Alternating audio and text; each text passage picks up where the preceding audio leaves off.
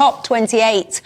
Let's play a little bit of what I would call with my child, Where's Wally? If you're familiar with that book. Let's have a look, see if we can see our Prime Minister, shall we, in this picture.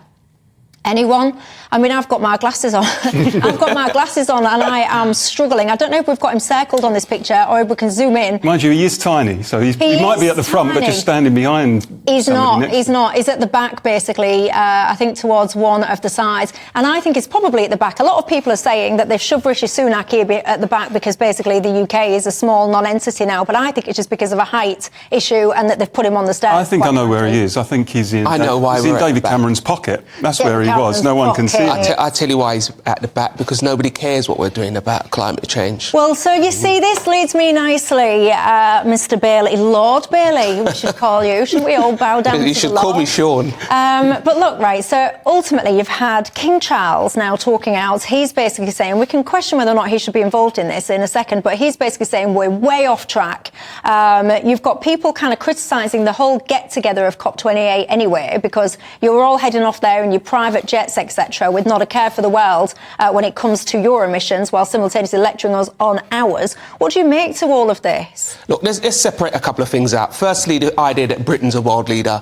Nobody in China or America or India, where it would really matter, cares a jot what we're doing. They simply don't. Why? They've made no changes on the back of the fact that we are leading. We have the first, second and third and fourth biggest wind farms in the world. We generated over 50% of our power in renewables. That hasn't changed any of their behaviour. But what it's done is cost us an awful lot of money. Now, I believe we should do some of these renewable things, but we should do it at a decent pace. And we shouldn't live with this idea that we're helping everybody see the future. They don't care. They really, really don't care what we're doing. We are less than 1% of emissions in the world. If we turned off all the lights right now today, nobody would notice and nobody will care. So stop selling it to the British people that we should be spending billions of our tax money to help the rest of the world, because it's not true. I know, but this mantra is in everybody's manifestos, including, of course, the Tories and Labour. You're all obsessed with this. It's nonsense. And look, look, we need a power system that helps us run our affairs cheaply, so we should have a mix of renewables based on nuclear so that we can keep the lights on.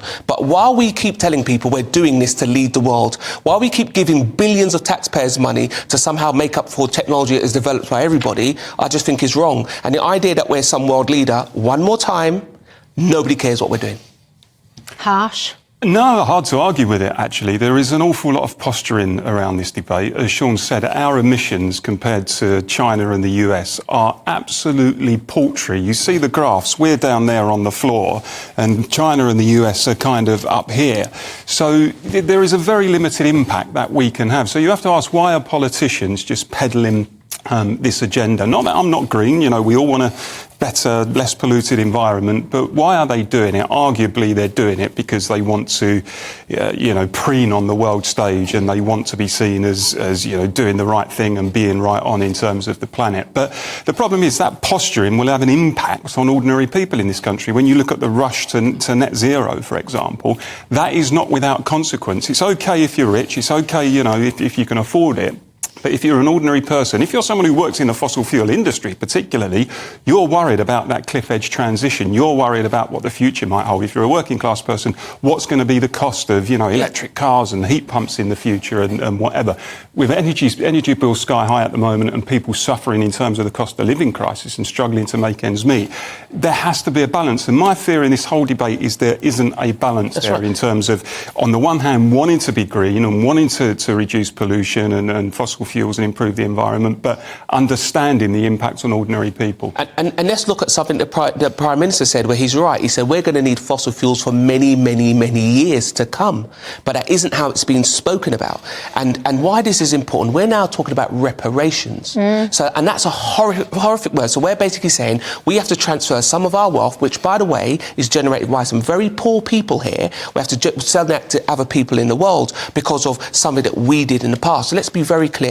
The Industrial Revolution was the entire world. The development of capitalist technology has lifted more people out of poverty than anything else. So the idea that we somehow are guilty, I find actually quite offensive. But then, so, I mean, we all talk about China, and we all know that China are one of the major polluters. But ultimately, one of the reasons for that is because so many people now outsource their manufacturing to China. So, I mean, I dread to think if I go around looking at clothes, whatever items, And most of them will now say made in China. So that is one of the reasons that the emissions in China are so high. So what you could then say, the flip side of it is, right, I tell you what, let's bring our manufacturing back in-house then. So that'll reduce China's emissions, but everyone here will have to pay a pretty penny more because to manufacture here is a damn sight more expensive. Well, hold on a minute. I think we should bring our manufacturing back to give people jobs. But let's be clear, if we bring the manufacturing back, we then increase our emissions. This is my point about reparations. This is my point about emissions. We're all linked in a certain sense, and we all need to do our stuff. Because you could argue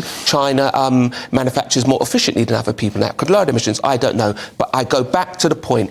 We are spending so much money on this now. We're talking about paying reparations. That should not happen until two things happen first. Firstly, Keir Starmer has to tell us what he's going to do. It's all very well him wagging his finger saying we have to do more. What's he going to do? Who's going to pay for it?